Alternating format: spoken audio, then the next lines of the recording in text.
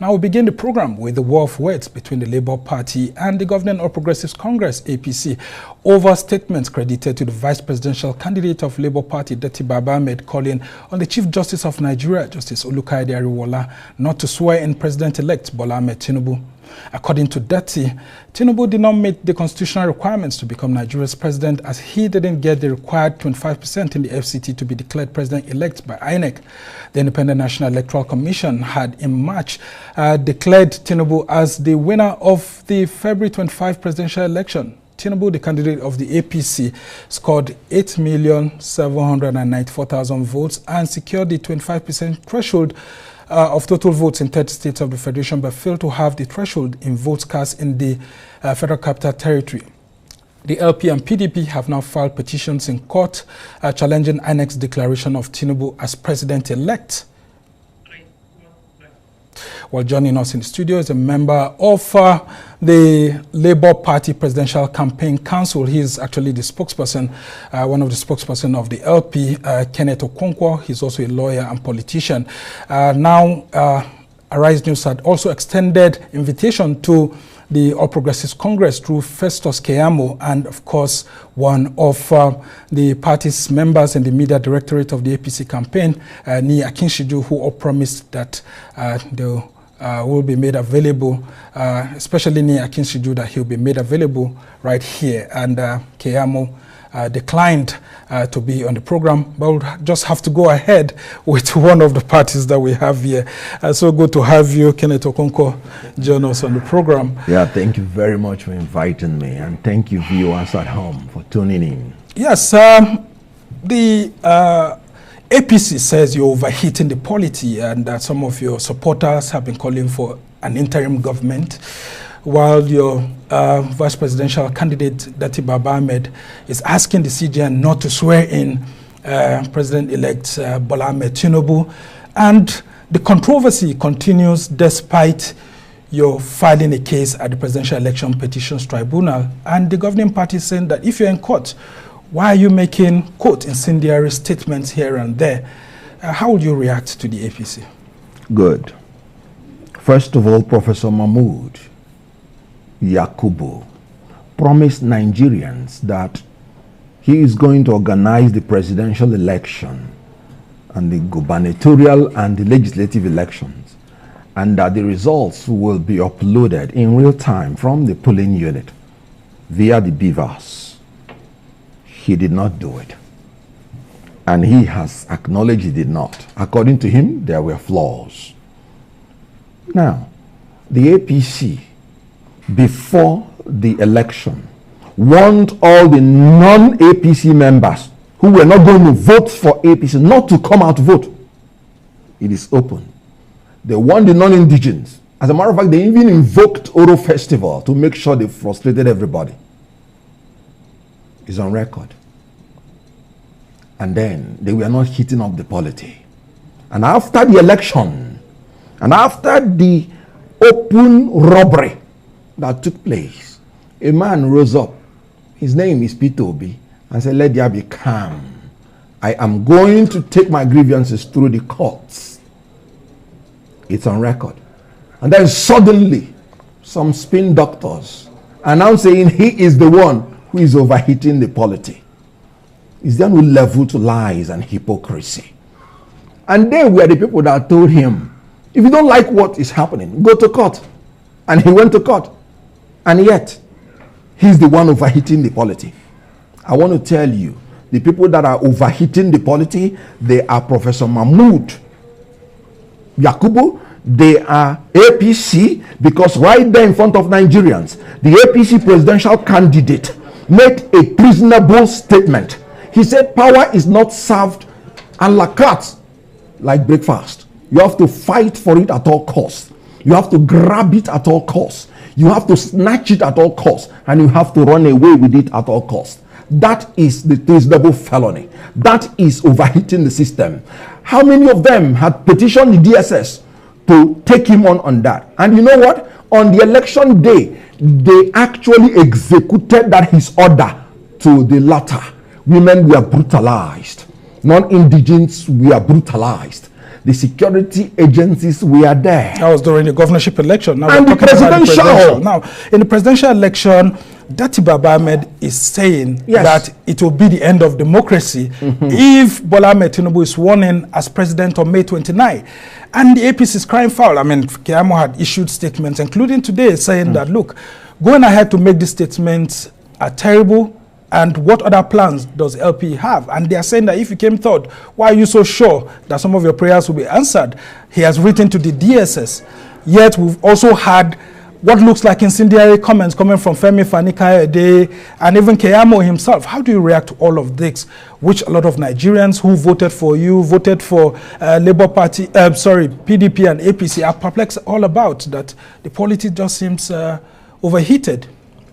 First of all, I'm surprised that you're still taking those army of people seriously. Just go out and read their tweets. If you don't like what they are saying, just keep quiet. They will soon change. How do you mean? Oh, just go to the contradictory statements they make, even about themselves. I know of one of them that is telling you that if your father is Yoruba and your mother is Igbo, you are Igbo. And that person never raised any male child except through an Igbo woman. How do you listen to such people? Let me tell you, because I want to dive into what Baba Ahmed said. We are in court. And paragraph 20 of our petition says, Bola Tinubu was at the time of election not qualified to be president. And the next one is that his election was invalid by reason of corrupt practices and non-compliance with Electoral Act 2022.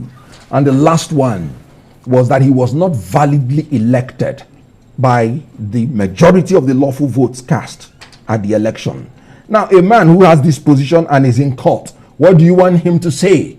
Can he approbate and reprobate? He's simply telling you that in his own opinion, which he's entitled to by section 38, section 39 of the Nigerian Constitution, which gave him freedom of thought, freedom of expression, freedom of belief to express his thought the way he wants. And he was in the studio saying it, not in the forest with guns.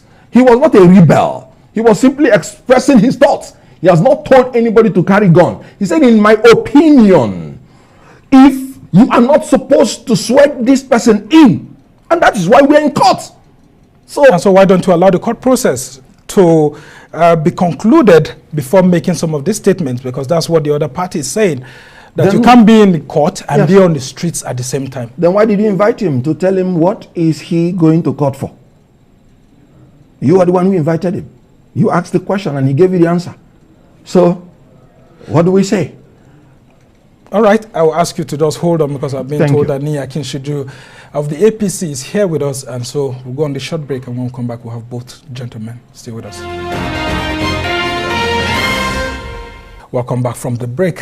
You're still watching This Week on Arise News, and of course we're still talking about some of the top issues between the governing All Progressives Congress and the Labour Party. And of course joining us now is a member of the APC Presidential Campaign Media Directorate, Niyi Akinsiju, and of course I still have with me here Kenneth Okonkwo, who is a lawyer, politician, and spokesman of the Labour Party Presidential Campaign Council too. Thank you so much, Niyi, for joining us. Now let's talk about this statement that you've been issuing, including the petition by Festus Keyamo, that the Labour Party is in court, and that some of the comments coming from some of its leaders, including the vice presidential candidate, is incendiary.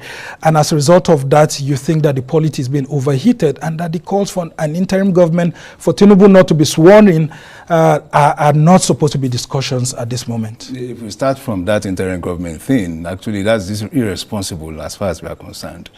But going forward, other forms of interventions that are being made at the level of our directorate is just to call for moderation. Moderation and the fact that we have gone into an election. The election result had been made public. Our candidates, who is the president-elect, had even made overtures to the opposition, those who had lost, that is willing to do a government of inclusivity.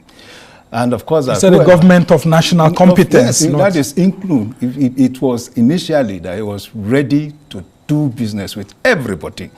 Then 2 or 3 days after he made that public announcement, opposition losers headed to the court, you know. And after a while, he had to come out with a principled position to say, no, this is what, it is not as if he was pandering as a result of a blackmail. This is what he desires going forward, you know. And since then, we've been hearing, you've gone to court, you issue press statements, you grant interviews, and you keep virtually blackmailing anybody that was not with you. And we thought that is not appropriate. But they said that they were taking the cue from what happened during the governorship election, especially in Lagos. The accusation is that Tinubu was quiet when all sorts of violence were happening and all of that, only for him to call for people to remain calm after the elections had happened. What sorts of violence did we record in Anambra during the presidential election? What manners of suppression of voters did we record in Enugu during the presidential election? And even during the gubernatorial election? This thing is not about seeking fault. For us, we've been in government, and we have seen how government runs. And the important thing for us is to have a peaceful atmosphere. And we believe in the judiciary. People said they were going to seek justice in the court. Please, go seek justice in the court. And I am even saying that INEC had done innovation, had introduced innovation, upscaled their technology that had even made seeking justice at the level of the courts and tribunal much easier, you know, through the beavers and the high rev. So when you have all these things in place, it's not like before. If you were in Nigeria, 1999, 2003, 2007, 2011, when you could get ballot papers, thumbprint them, stuff them into a ballot box, and they'll be counted without anybody being accountable for it. All right. Now, the case is different now. So when it is different, why don't we allow for the judicial process to end, you know, to be concluded, and then we know who exactly is at fault here. Okay, so is there no room for reconciliation among all political leaders to allow the judicial process to prevail? What do you make, Kenneth Okonkwo, about these allegations of incitement by Festus Keyamo? Because I'm seeing a statement written by them. He says, on many occasions after the declaration of Tinubu as the winner of the election, his public speeches and utterances have centered on reconciliation, forgiveness, and a greater vision of Nigeria. Do you believe that statement? The statement is flat lie. And I'm sorry to say, just like Niyi has just made his well-known bombastic lies. He said Enugu, he said Anambra. He didn't mention one example. MC Oluomo told anybody who does not want to vote for APC not to come near the polling unit. And he fulfilled the threat. In Lagos, a lady was blinded and she still went back to vote. Presidential election. Was hit. She's not fully blinded, actually. Fully. And still went back to vote. Lagos. And the Igbos we are told not to come out in Lagos openly. It is there. Let him cite one. I'm from Enugu. I voted in Enugu. Let him cite one or two specific incidents. Time has gone for all those, throwing up statistics that are non-existent. And now, I told you, after the election, you know what Bola Tinubu said? The Igbos came to Lagos when they were 12 years. And now they are not voting for us. This is supposed to be conciliatory. I said if there is anybody that should be taken to the DSS, the person is Bola Ahmed Tinubu. And I told you before he came, that he came out openly to tell his followers, power is not served a la carte. Then what is democracy? If power is not served a la carte, the whole idea of democracy is peaceful transition of power from one person to the other. And you're telling your people, fight for it at all costs, grab it at all costs, snatch it at all costs. But that statement was made as early as last year. No, before the presidential election during the Chatham House statement. When Bola Ahmed Tinubu made that statement, a lot of people expected that the security services would also caution him on that statement. But that didn't happen. So why did you rush to the DSS without quoting Tinubu's statement? It's more than 20 years old. That power is not served a la carte is the motivational speech. The content of the motivational speech that Bola Tinubu usually presents to his followers when especially they are going into election. And the whole idea is to galvanize people and to mobilize the supporters to say that if you have to get this power, you must reach out. You must overextend yourself. It is not about sleeping in the house. Does it include taking up arms or stopping people from voting or voter suppression? I'm saying the first time I heard this particular statement from him was in 2002 when he was preparing for 2003 election. And it was to his supporters to say power is not served a la carte, is that you do not sit back in a democracy and wait for fight for power to be delivered unto you. That is just the meaning of it. But you see, when people have their own consciousness of lying, of twisting issues, that is what you get. For every statement you make, people with such kind of vile consciousness tend to twist this thing. But it says some of your party leaders are also doing that. Like people like Femi Fani-Kayode on Twitter, going very personal, going very tribal, including people like Festus Keyamo, including people like Bayo Onanuga and all of that. Shouldn't Bola Ahmed Tinubu be cautioning his spokesman too? Every issue that had been at the front burners, our spokesperson at issue releases. And to that release, you can hold them for it. It's not just about bystanders' comments or pedestrian comments. You have read Festus Keyamo's release now. You can, of course, rationalize and analyze contextually what he meant by what he's saying. So when you have had somebody saying something, power is not served a la carte.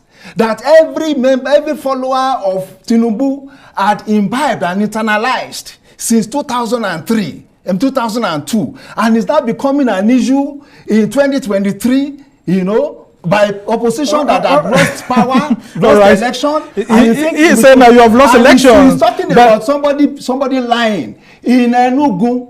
While he talked about one woman that was hit in Lagos. Yes. Okay, all right. But we also know a particular man. A particular man was pursued out of the polling units for wanting to vote the APC. Yes. Let's give the example. A particular man. I do not know it's there in the social media. All right. Kenneth Okonkwo, let's come back to you and the Labour Party. Now, your vice presidential candidate is saying that Tinubu should not be sworn in on May 29, or it will be the end of democracy. If he's not sworn in, there's no vacuum in power. What will happen, after May 29? Good. Thank you very much. And let me tell you who lost.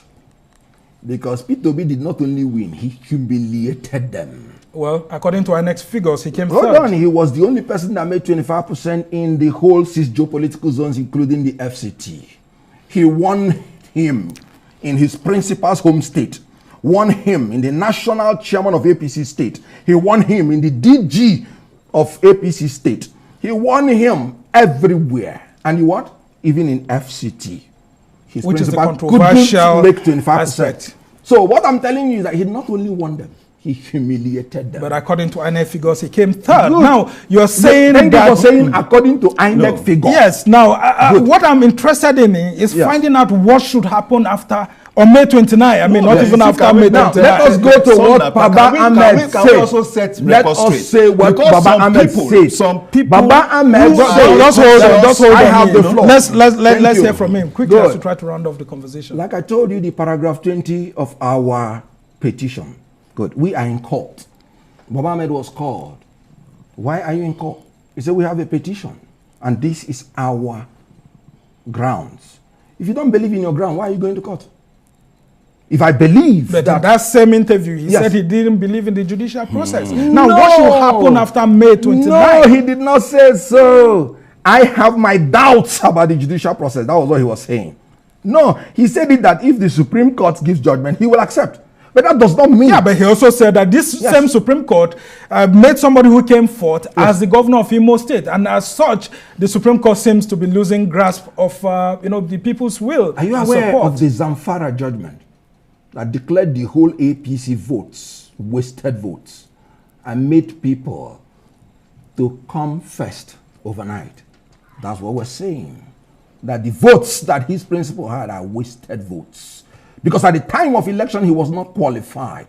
And let me break it down. The court no, that's what I'm saying. Let me break it down very quickly as we round off this He was not qualified because he chose to nominate a vice presidential candidate who, at the time he nominated him as vice presidential candidate, was having the nomination of Boronu North Senatorial. The PDP went to court on that, and just on Friday, that case was dismissed. If you would allow me to finish, which Friday? We're talking about double. Friday. We're talking about double nomination, and they couldn't have gone to that case because we're talking about tribunal.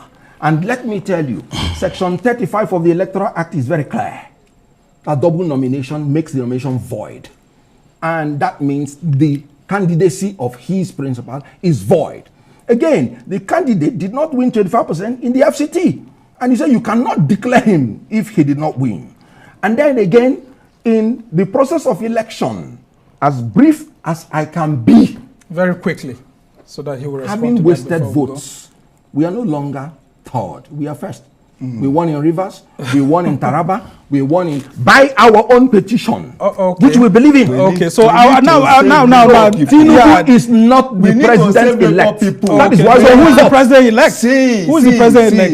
If you ask me, I will tell you the president-elect by our petition. These people are suffering from delusion. Now, Niyi, they are saying that President-elect Bola Ahmed Tinubu should not be sworn in on May 29th. What should happen on that day? Yes. I mean, Dati Baba Ahmed said so. So what do we do on that day?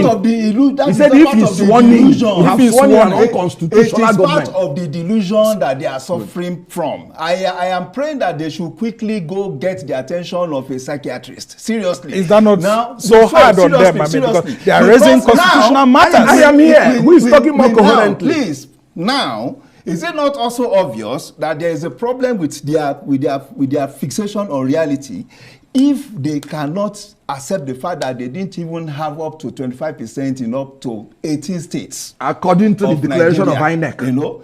Well, I don't know if Labour Party has INEC now. Well, they are claiming that based on their own tabulation, they had more than Atiku and Tinubu. Based on our own tabulation, based on INEC's tabulation, we have more than 25% in more than 30 states of the federation. Except the FCT. What of that of the FCT that you're talking about? FCC is just another state.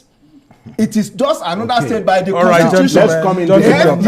The FCT, by the constitutional definition of it, is not bigger, stronger, are more important than any other state in Nigeria. All right, gentlemen, I'm afraid we just have to start rounding up very quickly. Okay. I will give you 30 seconds each to round off before we go. Now, the Constitution is very clear. Before you are declared the winner, you have to have the majority vote and 25% in at least 2/3 of the states and the FCT. The words of the Constitution is very clear. FCT is not a state in Nigeria. Well, there's a Supreme Court judgment. No, he said in Section 299, he said in interpreting the Constitution. 30 minutes. In interpreting the Constitution, the FCT should be treated as a state. But let me tell you, in Section 299, he said the president of Nigeria is the governor. Yes. Good. Is there any governor that will be declared governor in his state without winning 2/3 of the 25% in 2/3 of the local government? And then you're telling the governor of FCT that is not supposed to have 25%. Where did you get that from? The Constitution is very clear. If you're a citizen of FCT, you want to be discriminated against. No, the person that should be your governor should have 25% of your consent before being your governor. Well, these are issues that are left for the court. So your own 30 seconds, before you go. Kenneth Okonkwo, let's just give him very quickly as we allow you to go. Yeah. It is simple. The FCT, from the day it was created, we had always in common parlance referred to it as Nigeria's 36 states and the FCT. Good. For the day it had been and the and now is the question. That's where the argument lies. 24 states and one FCT. Just hold on. The and principally created a conjunction to it. So that because as at that time it was not enjoying the favor of being a full-fledged state. So therefore, if you are doing something across states, you will have to consider it as part of the 36 Okay, so but with the new Supreme Court judgment, you are saying that it's now a state. It's It should be treated as a state, not as a super state. Well, these are some of the issues that, we dominate the Presidential Election Petitions Tribunal. I've been trying to avoid going into those issues so that we don't go into the legal grounds. But of course, gentlemen, I am not a lawyer. It's the lawyer. You're a lawyer, you understand some of the issues. But our own appeal as journalists is for you to ensure that the rhetoric that's going out there doesn't lead to violence. Of course, there can't be vacuum in power. So by May 29th, something must happen. For the courts and then for the authorities to decide. But we must thank you so much, gentlemen. That is why you just have to advise them, APC. We must thank you, gentlemen. Nigerians will dance. Nigeria will celebrate the inauguration of Bola Ahmed Tinubu. Niyi Akinsiju is a member of the Media Campaign Directorate of the APC Presidential Campaign Council. And Kenneth Okonkwo is the spokesman of the Labour Party Presidential Campaign Council. The debate continues on this issue, but of course, the courts will eventually be the final decider. I must thank you, gentlemen, for being on the program.